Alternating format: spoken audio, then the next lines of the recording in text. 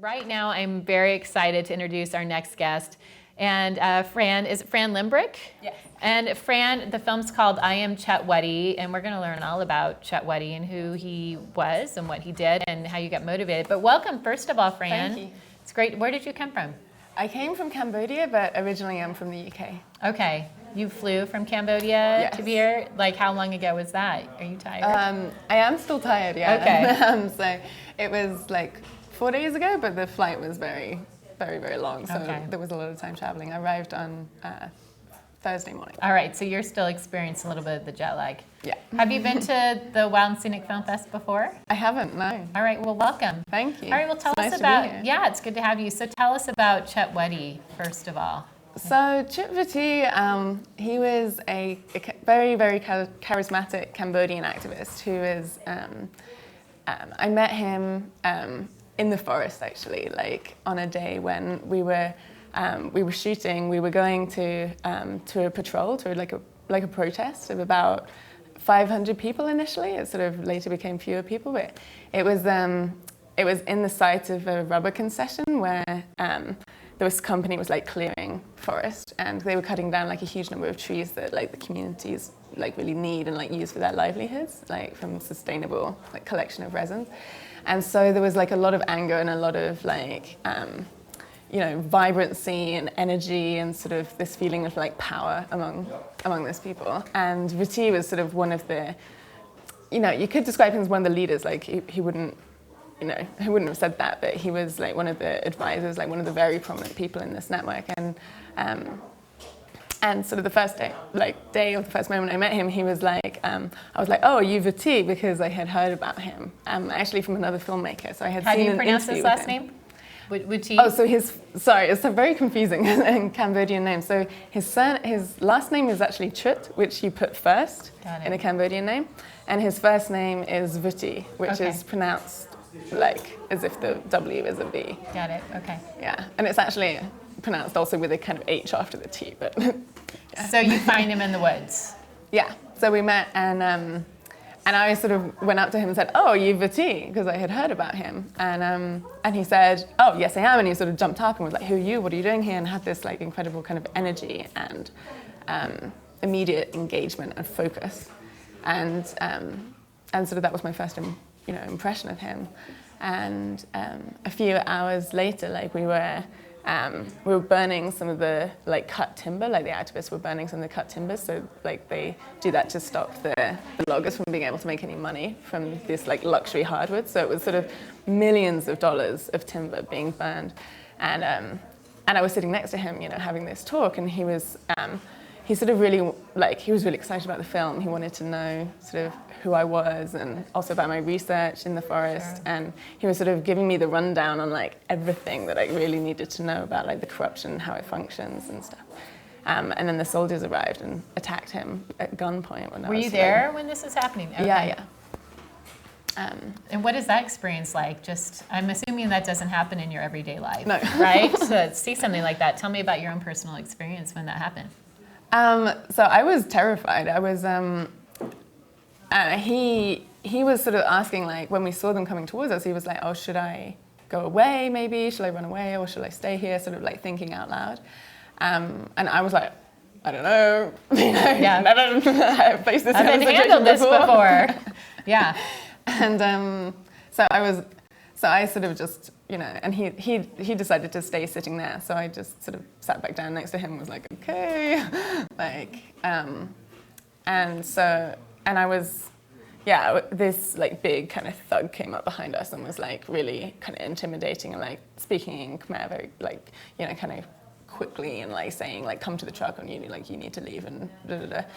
And Ritchie said, no, let's talk here. Like, I'm not going to come with you. I'm afraid you might do something to me. Were you filming this too?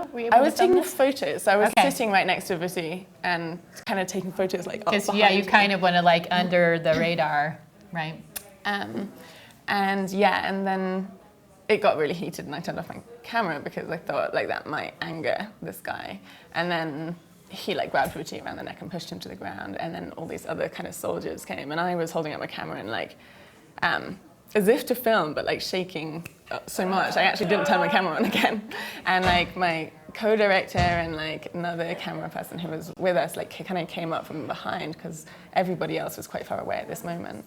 And so they were sort of filming it, but I was sort of like pretending to film it because I thought like, you know, if it looks like I'm filming this. Yeah, then they might not do something to him. Right. And then I looked up and I saw like AK-47s pointed at us, and I like jumped out of the way. And at that moment, everybody else, like the protesters with like sticks, like nothing, like jumped in and like pulled like Ritchie out from these these soldiers. That's so intense, it was really Fran. amazing. That's intense. But it's sort of, I think it really kind of showed me like what the, like one of the young guys later asked me like, oh, why did you move out of the way? And like, you know, rather than like, why didn't you like pull Ritchie away from these soldiers? And I was like, whoa, like that's what you're like expected to do in these situations. Sure. Like, it's interesting to see really how amazing. we react under really intense situations that might put you in harm's way. You just never know, actually. And I mean, what an experience to, I mean, you know, we're seeing so many films here and so much is around activism in one way or another. And, you know, so we watch it like someone being on the front lines. But to actually be part of that and to feel all of a sudden as a documentary filmmaker, you know, like to think you're separate, but you're really not. You're in that situation with someone with a gun pointed at you. So what did you do then? So then I continued filming. So I was still like right there, just like I like not directly in front, like next to Ritchie where they were like pointing guns, but I was like, you know, 2 meters away, pretty much like 3 meters away. And then we just continued filming, and there were like 100 people now, like, because everybody had been a little bit further away, but had sort of rushed up. And yeah, we filmed. There was like shouting. It was quite a hairy moment. Like it did seem like they could, you know, if it had escalated, it could have. Yeah. There could have been shooting. Could have got bad. So he continues to be an activist. Yeah. For this. Yeah, like basically like we all moved out of the forest like that night. Like we spent the evening like walking 20 kilometers out of the forest. Like everybody surrounded Ritchie's car like to protect him. And then you continued to document his story. And then can you tell us a little bit what happened? Yeah, so then we continued. We sort of filmed with him like a few more times, like in Phnom Penh. Like filmed a few interviews with him, and we went and filmed like some other parts of the story about the deforestation that we wanted to capture, and then went back home. And at the time, I was planning on making like a short film, you know, and it was kind of I was doing my PhD at the time, so it was kind of going to be like something to accompany my PhD. What were you getting your PhD in? On community forestry in Prelong, in the same forest where we were. Yeah, and then 5 months later, I got an email saying that Ritchie had been shot and killed.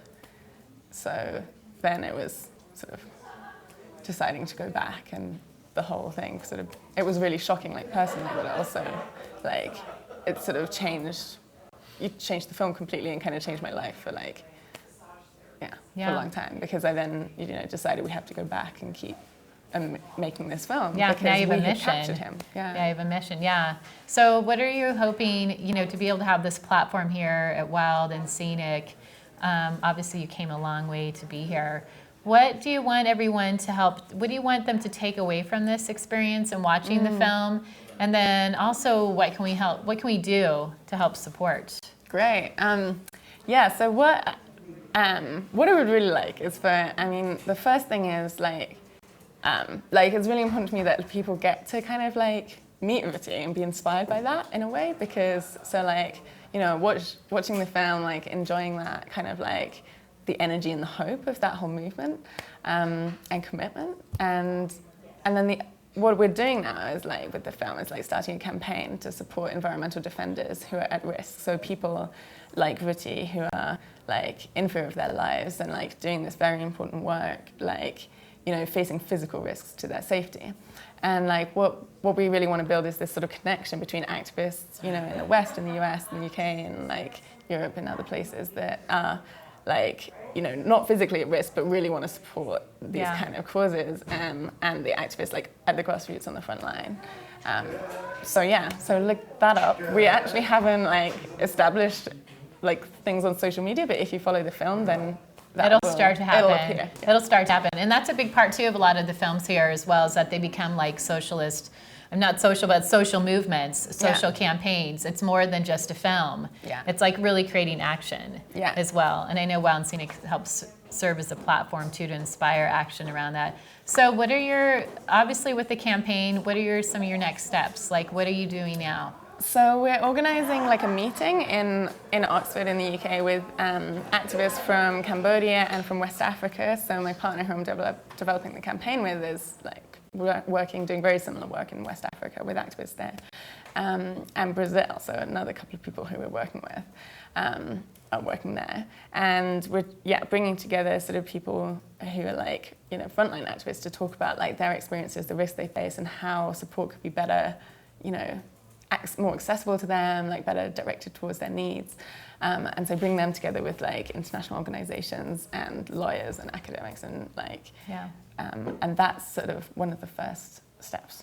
What, do you recall anything that he said that has stuck with you the whole time? You said he was like this optimist and just kept on going, persevering.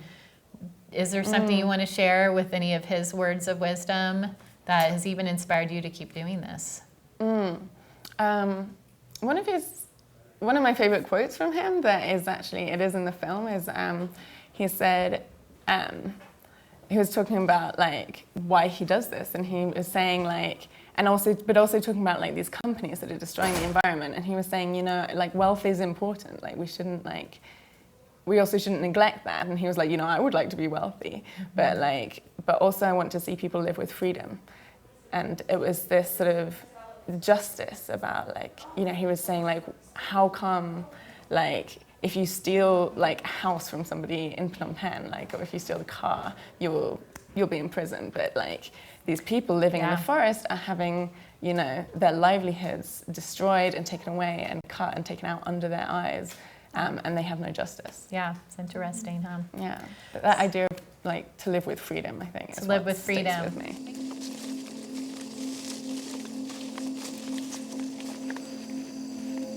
Nang phải đó đấy. Nang phải nè.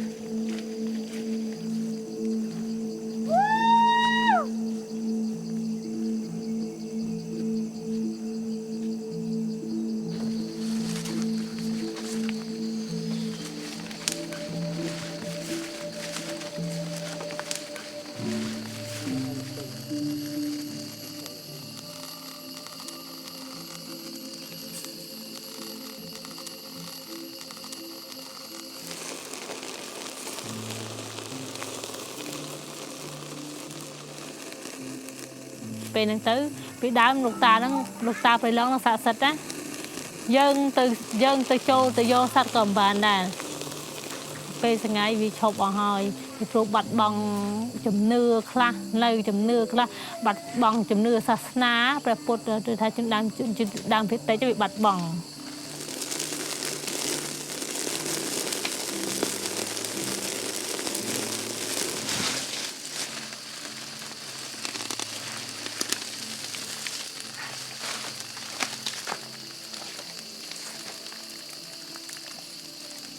គាត់ដងជួរដើម្បីយកទៅលក់ទិញក៏បុកទុកហូបហ្នឹងហើយបើបាត់ដងក្រុមហ៊ុនក្រោយមានចោលលើកាត់ជួរទៅគាត់បាត់ដងជួរគឺបាត់បង់មុខរបរគាត់ទៅវិញទាំងអស់ហើយមកមានទេតោះ